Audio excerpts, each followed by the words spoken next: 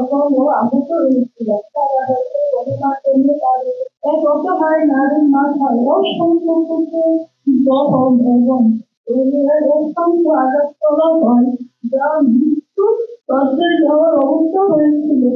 সেই কতবার অসহায় নারীটি আমি নিজেই আমাকে আল্লাহ হয়তো প্রাণ ভিক্ষা দিয়েছেন বলে বেঁচে আছি। তাকে এটাই বলতে চাই, আমার ভাই বোনের নির্মম, আমার মা ভাই বোনের নির্মম হত্যার সাথে জড়িতদের বিচার দেখার জন্য হয়তো আমরা অবশ্য দেখেছেন। জানি না এমন নির্মম হত্যার বিচার দেখে যেতে পারবো কিনা, কারণ প্রতিনিয়ত ঝুঁকি আছে আমাদের বেঁচে যাওয়ার সকল সদস্য। প্রিয় সাংবাদিক ভাইয়েরা, আপনাদের মাধ্যমে হত্যাকাণ্ডের কিছু কথা তুলে ধরা দরকার, যাতে বর্তমান সরকারের প্রধান উপদেষ্টা, আইন উপদেষ্টা ও স্বরাষ্ট্র উপদেষ্টা দৃষ্টির গোচর হয় এবং দেশবাসীর কাছে পরিষ্কার হয়। এখন আমরা ভুক্তভোগী হলেও কিভাবে ন্যায় বিচার থেকে আমাদেরকে বঞ্চিত করা হচ্ছে। এমনকি দেশে থেকেও যে বিচার চাওয়ার তো অধিকার নেই, উল্টো নিজেদের জীবন বাঁচাতে তাকে বেড়াতে হচ্ছে। কারণ এই হত্যাকাণ্ডে বর্তমান অন্তর্বর্তীকালীন সরকারের প্রভাবশালী উপদেষ্টা আসিফ মাহমুদের বাবা জিন্দার তার প্রভাব এবং সাহসে এবং হত্যাকাণ্ড চালিয়েছেন চেয়ারম্যান ও তার দূষণরা।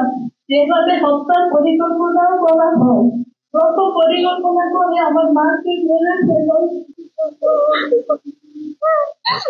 পরের প্রশ্ন আছে ওনাকে বাঁধলে তার ছেলে মেয়েরা বিচার পাচ্ছেই হবে। তাই পরিবারের সদস্য হয়, আমি জানি না আমার বক্তব্যকে শেষ করতে পারবো কিনা।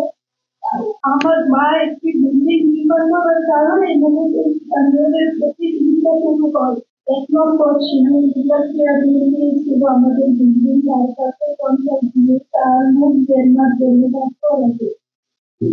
আমার মা তার বাড়ি দেখতে অল্প অল্প কাছাকাছি, আর আমার মা তো আমরা ৩ বোন দিদারি দিয়ে একজন কাজ করিয়েছি।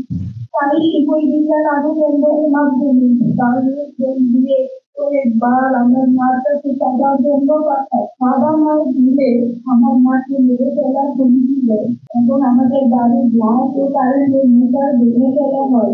এই নিয়ে শেষমের বিরুদ্ধে একটি অভিযোগ দাখিল করা হয় কুমিল্লা বিডিও অফিস। এসবের মধ্যে সিভিল চেয়ারম্যানদের পত্র ও গড়ে ওঠা একটি কিশোর গ্যাং নিয়ে গড়ে ওঠা ক্লাবের শরীর দেহ আমাদের লেলিয়ে দেন পরিবারে। শরীর পেয়েছিল তার সংগঠনের নিজের কাছ থেকে ইট নিতে না নিলে প্রতি একবারে ইট থেকে করে টাকা দিতে হয়। এই টাকার কিছু অংশ বাক্স মেম্বার পাবে।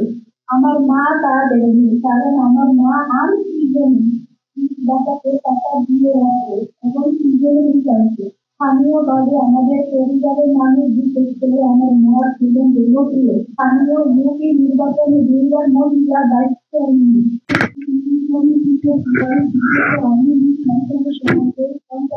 আমার মাকে ঘিরে রাখতেন।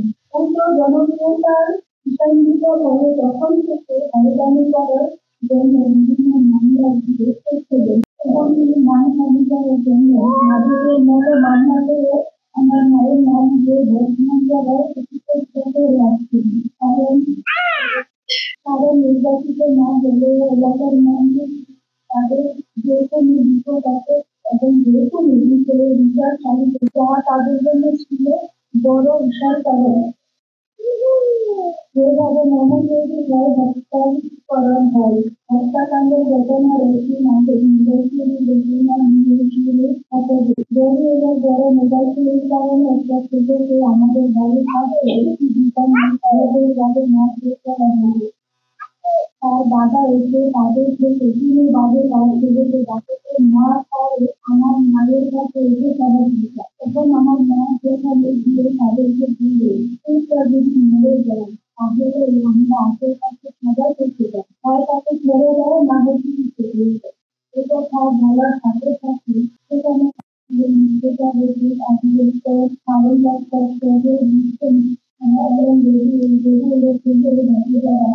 থেকে বলে উঠে এই স্কুল ফিরে পক্ষে মেজে উঠি এই বলে নারীর উপরে চলা হয় আমার বাড়িটার সঙ্গে বেরিয়ে যে আমার মাকে রিচার্জ করে নিয়ে আসি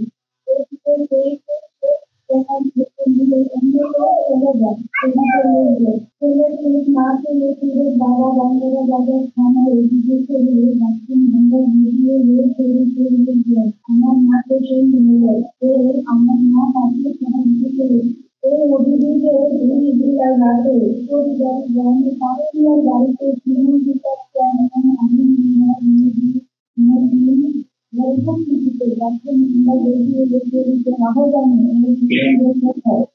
প্রথমে আমার মাকে মিলে চলার সিদ্ধান্ত নেয় পরবর্তীতে আমরা বিচার কাছে ভাবো এই ভয়ে আমাদেরকে ছেড়ে দেওয়ার সিদ্ধান্ত নেয় কারণ এখানে বেশ কিছু টাকা লেনদেন হয় এবং কিছু কিনে দাঁড়া করা হয় ব্যবসার সামনে দেখানোর দায়িত্ব নেই আমি মেম্বার পরিবার ছিল এই বাকি মেম্বার বাদের মধ্যে এবং রেডিওর ছেলে ও বাচ্চারা বাবার কথা উল্লেখ করে মামলার দায়িত্ব নিয়ে সিভিল ডিরেক্টর মাস্টারের পারমিশন আছে বিড়াল মাস্টারের পার্টিদের বাবা বিড়াল মাস্টারের পারমিশন আছে জানিয়ে সিভিলকে আমি বলেন মিস্টার মামলা আর মিডিয়ার দায়িত্ব নেয় করে জানিয়ে আগে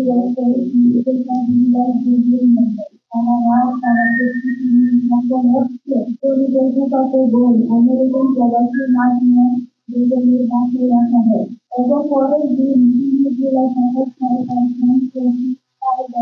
এলাকার বিভিন্ন এই পঞ্চায়েতের অংশগ্রহণের মাধ্যমে এই নির্মাণ নিজের নির্মাণ করে ওরা অনেক